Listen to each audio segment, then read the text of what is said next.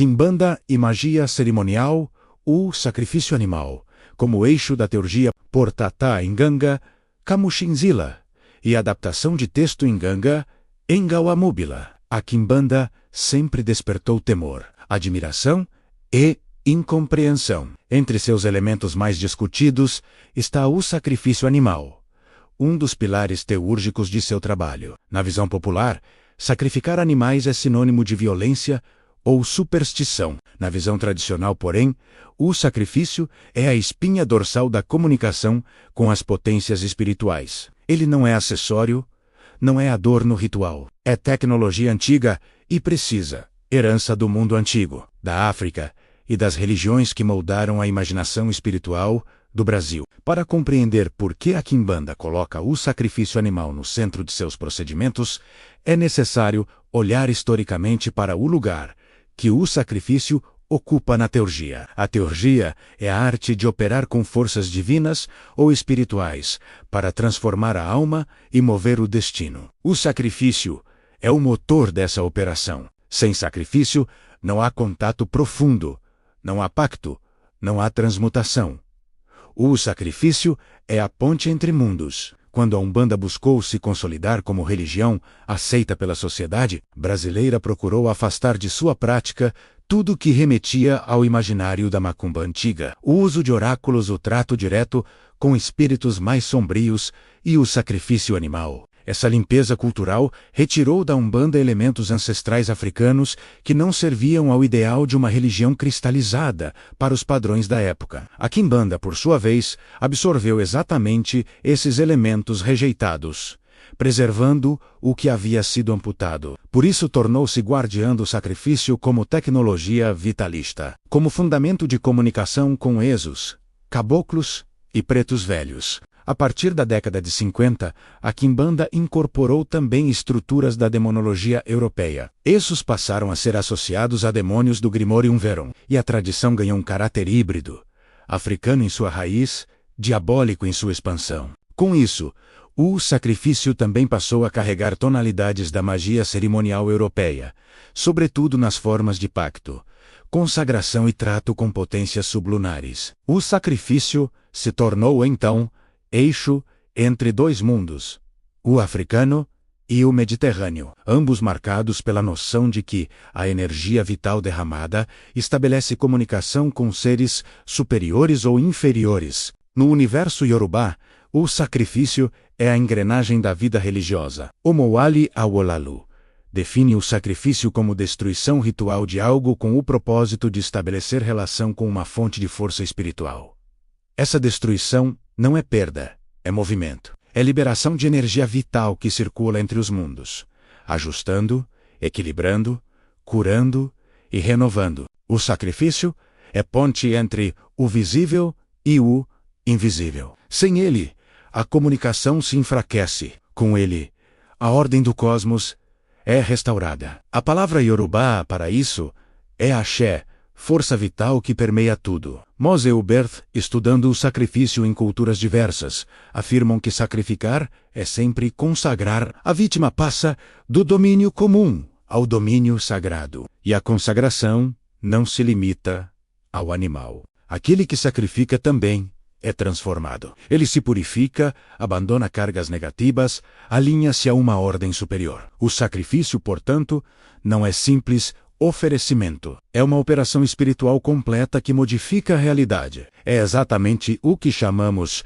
em termos teúrgicos, de criação de condições espirituais. Ney Lopes reforça que, nas tradições africanas, o sacrifício é sempre material. Não existe apenas no plano simbólico. É sangue, alimento, bebida, substância. A energia vital do animal se soma à força da divindade e retorna ao devoto de forma multiplicada. Na quimbanda, essa lógica permanece intacta. Exu tem fome. Exu come.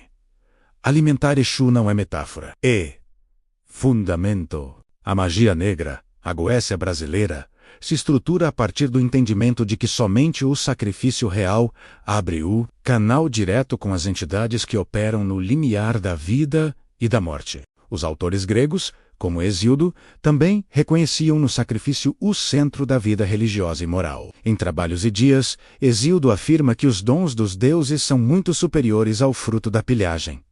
A riqueza obtida de modo injusto atrai ruína. O sacrifício, ao contrário, atrai benevolência. Ele ensina que sacrificar é manter a harmonia com o cosmos, com a ordem divina. Assim como entre os Yorubá, o sacrifício grego não era apenas pedido.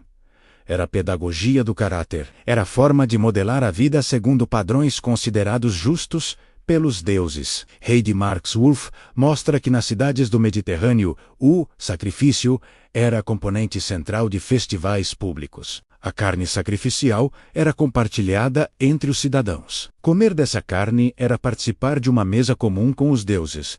Era reafirmar laços políticos, sociais e espirituais. A sociedade se unia ao redor do sangue derramado, e o sacrifício se tornava a marca da identidade coletiva. Esse mesmo princípio existe na Quimbanda, principalmente nas antigas famílias Nagô e Mussurumim, onde a partilha ritual de alimentos consagrados reforça a ligação entre os membros e os essos. Martha Hampton reforça que o ritual sacrificial cria significados que se estendem para além do rito. Ele molda visões de mundo, constrói símbolos que se entranham na psique e estruturam a vida cotidiana. O sacrifício, portanto, não é apenas ato mágico, é construção de realidade. É linguagem simbólica inscrita no corpo e na alma. Julius Evola acrescenta que nas sociedades tradicionais, o sacrifício era regulado por normas rígidas. Sacrificar incorretamente era romper a ordem do cosmos. Sacrificar corretamente era sustentar o mundo. Antes da imolação, havia purificação, preparação e evocação. A energia espiritual saturava o sacerdote, a vítima ou o conjunto do rito. A imolação, então, atualizava a presença da divindade. O sacrifício, nesse sentido, era a ação que produz causas no mundo invisível, permitindo que o visível se reorganize de acordo com a vontade superior. É aqui que a teurgia se revela. A teurgia não é apenas comunicação com espíritos, é participação na obra divina. É transformação da alma pela interação direta com as potências espirituais. E o sacrifício é o eixo dessa operação. Sem sacrifício, a teurgia é incompleta. É gesto sem força. É evocação sem corpo. Na Quimbanda, o sacrifício é procedimento sacerdotal das linhagens tradicionais Nagô, Mussurumim e Malay. Um sacerdote não inicia no sacrifício pela faca, mas pelo entendimento. Primeiro aprende as camadas de sentido que envolvem a morte ritual. Depois, aprende a despertar o moio, a força de vida do animal. Aprende a direcionar essa força para um propósito mágico. Aprende a consagrar o momento, o espaço e o próprio corpo como instrumentos do rito. Aprende a transformar matéria profana em matéria sagrada, aquilo que separa o mago do profano. O sacrifício também é espelho interno. Ao derramar o sangue, o sacerdote aprende sobre morte simbólica. Aprende a cortar em si o que precisa morrer. Aprende a renunciar, a disciplinar, a mudar shuau ao mal. O sacrifício é tanto exterior quanto interior.